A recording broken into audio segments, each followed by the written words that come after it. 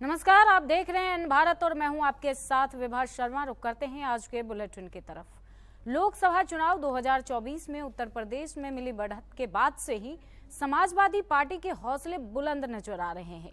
सपा के राष्ट्रीय अध्यक्ष अखिलेश यादव ने दावा किया है कि 2027 के विधानसभा चुनाव में उत्तर प्रदेश से भाजपा का सफाया हो जाएगा।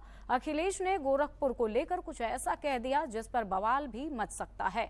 अखिलेश यादव ने कहा कि यूपी में समाजवादी पार्टी की सरकार बनते ही पूरे प्रदेश के बुलडोजर का रुख गोरखपुर की तरफ होगा। साथ ही अखिलेश ने संविधान और आरक्षण के मुद्दे को और धार देने की बात कही है। उन्होंने कहा है कि सामाजिक न्याय के लिए जातीय जनगणना का होना आवश्यक है और समाजवादी पार्टी इन्हीं मुद्दों को लेकर जनता के बीच जा रही है।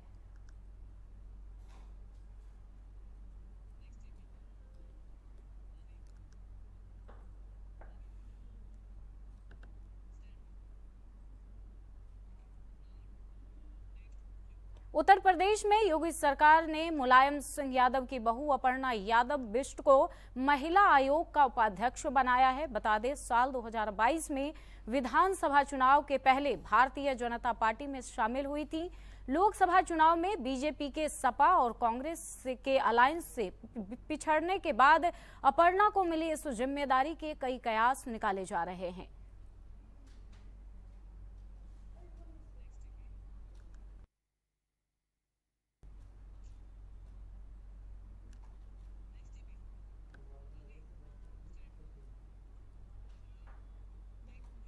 कासगंज में सपा के राष्ट्रीय प्रवक्ता अब्दुल हाफिज गांधी ने अपनी जान का खतरा जताया है। सपा राष्ट्रीय प्रवक्ता को उनके परिचित व्यक्ति ने जानकारी दी। बताया जा रहा है कि अपाचे और स्प्लेंडर बाइक वाले 4 अज्ञात लोग नेता को जान से मारने की प्लानिंग कर रहे हैं। सपा राष्ट्रीय प्रवक्ता अब्दुल हाफिज गांधी ने पटियाली कोतवाली पहुंचकर पुलिस को मामले की तहरीर दी। पुलिस मामले की जांच पड़ताल में जुट गई है। आज मैंने पटियाली कोतवाली में एक तहरीर दी है जिसमें मैंने ये कहा है कि कुछ युवक धुमरी रोड पर, जो पटियाली से धुमरी जाता है, करीब 1.5-2 किलोमीटर वहाँ पर एक समर पड़ती है।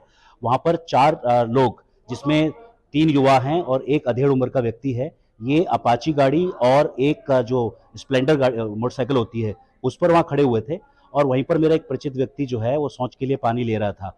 तो उसने इन चारों व्यक्तियों की एक वार्ता सुनी जिसमें उन्होंने कहा कि हम अब्दुल हफीज गांधी को जान से मार देंगे, उसको घेर लेंगे क्योंकि वो साइकिल पे चल।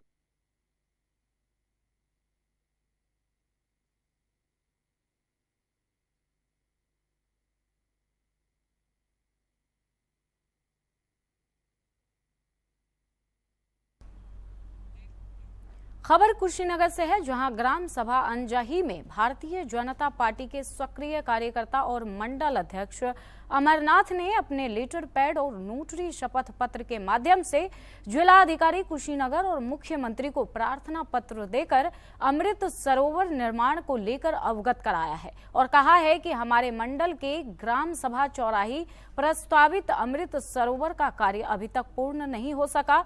नव निर्माण का प्रस्ताव दिया गया था, उस मामले में धांधली किया जा रहा है।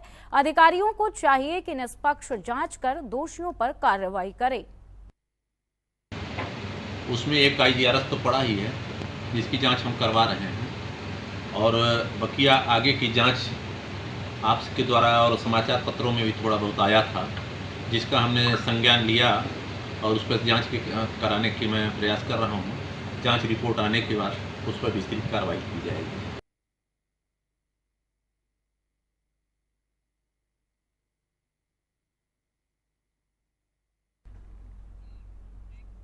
बरेली में फर्जी सिपाही बनकर महिला सिपाहियों से ठगी करने वाले एक युवक को पुलिस ने गिरफ्तार किया है। पुलिस की वर्दी पहनकर खुद को सिपाही बताता था, महिला सिपाहियों को शादी का झांसा देकर शारीरिक शोषण किया। 5 महिला सिपाहियों को झांसे में लेकर आरोपी ने लाखों की ठगी की थी।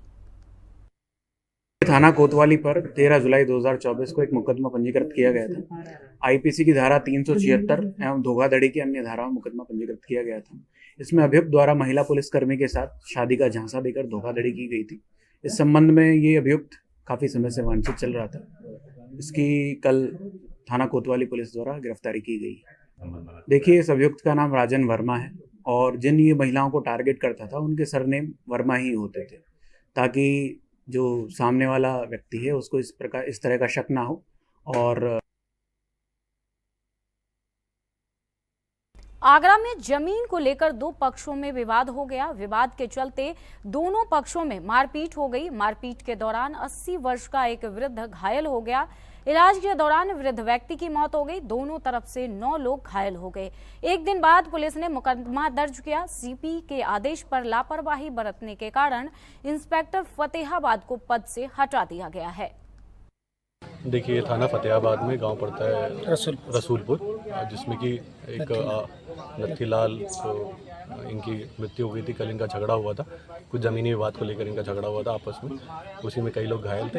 एक ये जो नत्थीलाल इनकी मृत्यु कल हो गई थी। इसी में दोनों पक्षों की तरफ से मुकदमा भी लिखा गया है। और इसमें ये जो इनके परिजन हैं यहाँ पर डेड बॉडी के साथ बैठे हुए थे और ये न्याय की मांग कर रहे थे, जिसमें इनकी कुछ मांग थी, जिसमें इनकी सबसे जो बड़ी मांग थी वो थी थाना प्रभारी को हटाने को लेकर।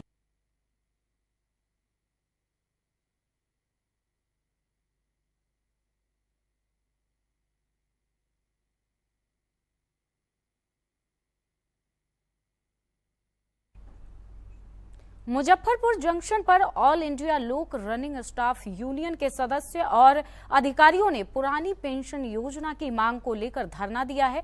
धरना देने वाले पदाधिकारी झुनझुन कुमार ने कहा कि 50% महंगाई भत्ता बढ़ने के कारण अन्य सभी भत्ता में 25% की वृद्धि हो जाएगी।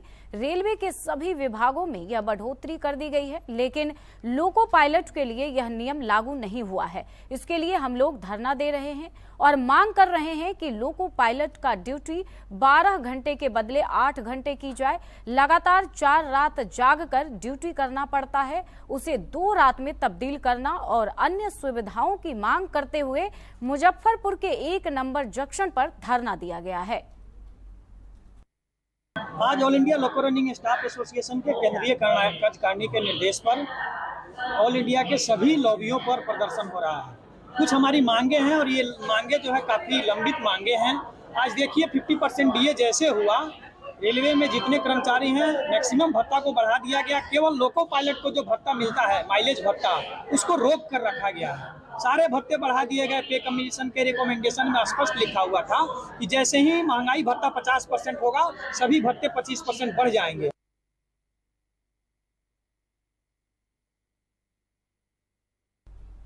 सहरसा से बड़ी खबर सामने आ रही है, जहां एक सेवानिवृत्त शिक्षक के पुत्र का पुलिस ने शव बरामद किया है। बीते 31 अगस्त से युवक घर से गायब था। युवक के गायब होने के बाद परिजन सदर थाने में आवेदन दिया था। लगातार सदर थाना क्षेत्र के विद्यापति नगर वार्ड नंबर 31 की बताई जा रही है। युवक का सीसीटीवी फुटेज सामने आया है, जिसमें वो तकरीबन 10:30 पर रेल पटरी क्रॉस करते नजर आ रहा था और ट्रेन भी क्रॉस कर रही थी। उसी दौरान हादसा होने की आशंका जताई जा रही है।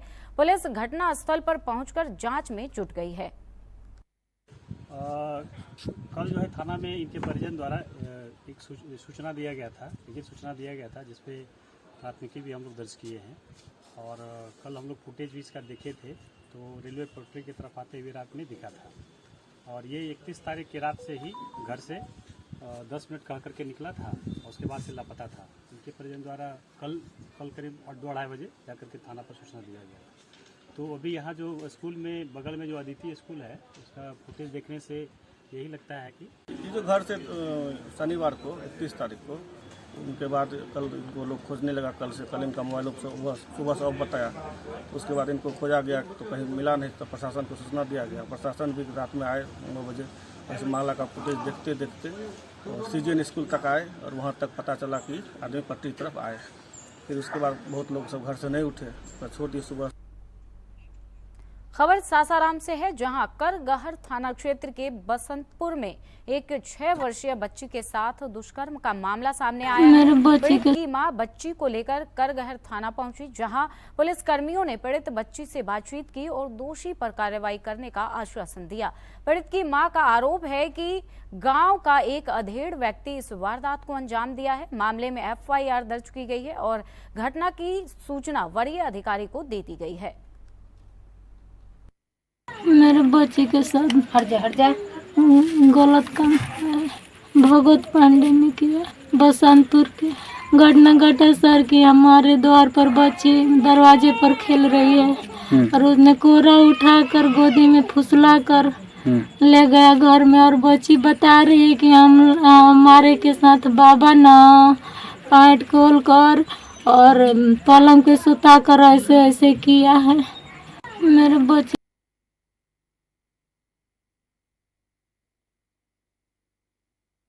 खबर रोहतास जिला के डेहरी से है, जहां जक्की बिगहा में एक युवक की मौत हो गई। बताया जा रहा है कि युवक जन्मदिन के पार्टी में गया था। बाद में दोस्तों ने उसे घायल अवस्था में अस्पताल में होने की सूचना परिजन को दी। परिजन जब तक अस्पताल पहुंचे तब तक युवक अंकित कुमार गुप्ता की मौत हो गई थी। युवक के शरीर पर कई संदिग्ध दाग थे, जिसको लेकर परिजन ने हत्या की आशंका जताई है। शव का पोस्टमार्टम कर पुलिस मामले की तहकीकात में जुट गई है। 9 बजे तक ला खाना खाया था। 9 बजे तक ला खाना खाओ के गया बाहरी, कहीं मम्मी हम आ रहे हैं आधा घंटे में। फिर फ़ोन किए हम 10 बजे ना, तो फ़ोन नहीं उठा रहा है। ओकर बाद फिर हमारा 10 साढ़े 10 बजे फ़ोन आया कि अंकितवा भर्ती है वहाँ जमुहार में। तो हम इधर से गए, बस घोड़ा चौक जून से हमरा सबको घुमा दिया कि अब लौट जा, हम लेके आवत नहीं लड़का के। अब बस उतने से फिर हमारे लड़का के एम्बुलेंस से लेकर के सब 11 बजे सब लेकर के आए।